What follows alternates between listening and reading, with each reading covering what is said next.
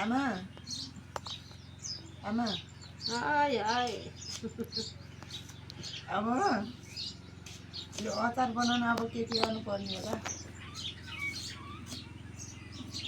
चाहियो मसला चाहियो खुर्सानी चाहियो तेल बेसार नुन चाहियो अनि त्यहाँबाट सुकाउने डब्बामा खाँच्ने त्यसको अचार मात्रै हुन्छ कि अरू के हुन्छ आमा? जेको पनि हुन्छ अचार बनाएपछि के हुन्न र नै अचार मात्रै हुन्छ कि अरू केही पनि हुन्छ यसबाट? त्यसबाट मस्यौरा हुन्छ अचार हुन्छ तरकारी पनि होला? तरकारी हुन्छ जे पनि हुन्छ मैले बनाएकै ठिक छ नि त? ठिक छ नाना?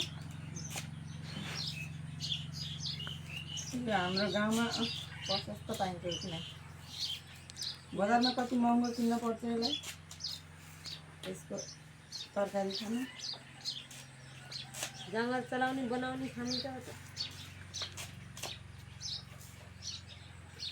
यो सुरुवात एकचोटि सुकाएर फेरि मसलामा मोलेर टक्क अरू अचार मुलाको अचार हाले जस्तो नै हाल्नुपर्छ।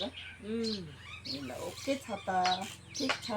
यो भनेको मेरो पहिलो भ्लग।